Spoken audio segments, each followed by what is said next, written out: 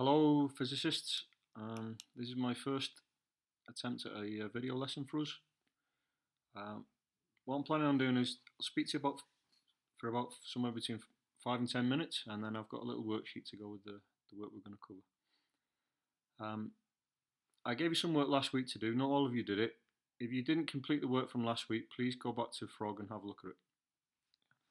Okay, so I thought what we'd do today is just cover something that we've already kind of spoken about in the class, but we didn't quite finish.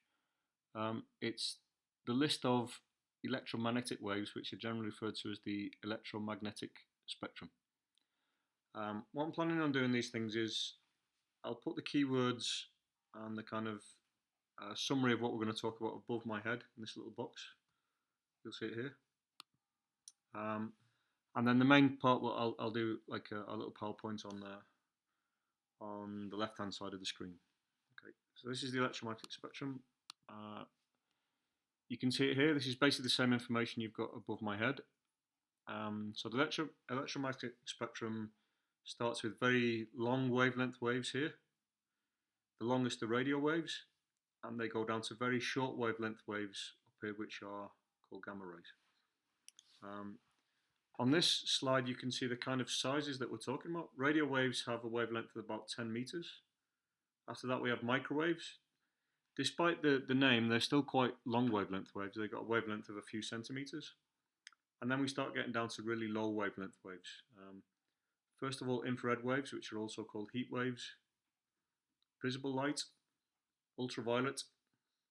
At this stage, we're getting down to the size of about 100 nanometers. A nanometer is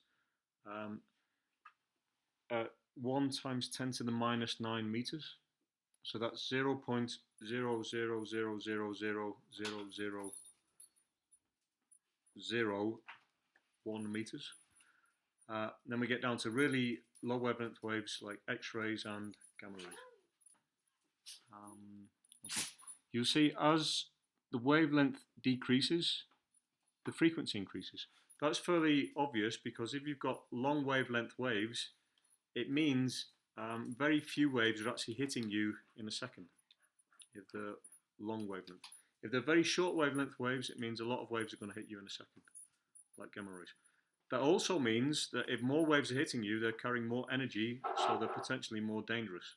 So the most dangerous waves here are gamma rays, and the least dangerous waves would be radio waves. Okay, so that's pretty much the spectrum. Up here, I've got a little, it's called a mnemonic. It's a way to remember an order of a list of things. This is the one I was told when I was a kid, when I was doing my GCSEs. Rude men inevitably visit unusual ex-girlfriends, where the first letters in green represent the order of the waves. I just also say that one thing to bear in mind is sometimes the GCSE or Cambridge, they won't put them in this order, starting at radio waves and finishing with gamma rays. They might put gamma rays on this side and put radio waves on the other side. So you've got to take care about what the order of the waves is. Okay. Moving on. Things that they've all got in common. They can all travel in a vacuum. We spoke about this. The reason they can travel in a vacuum is they don't need particles to travel, like something like a water wave or sound waves.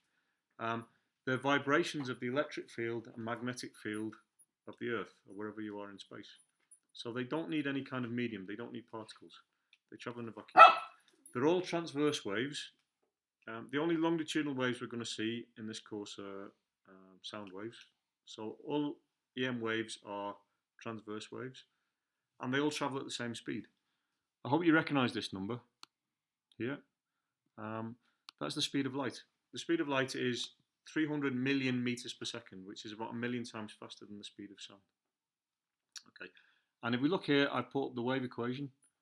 Because they all travel at the same speed, v doesn't change. We've already seen that the wavelength changes. So therefore, if v stays the same and the wavelength goes up, the frequency must come down.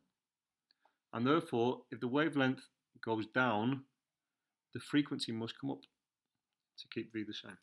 So that's the reason why, pretty much the reason why if frequency increases, wavelength decreases, and if frequency decreases, wavelength must increase. Okay, that's about all the information that you need to know on the syllabus. Just to finish, I'm going to show you a little cartoon. How many different electromagnetic waves can you spot in this picture? That's going to be one of the questions I'm going to put on a worksheet to go with this. Okay, so what I thought was, if you could give me any feedback about what you think about my little attempts to do these video clips, I can either answer your questions by doing another video, or if you prefer, we could do a Google Hangout. So just give me some feedback. Instructions with the worksheet will be on Frog when I upload the worksheet. Okay, stay safe and goodbye.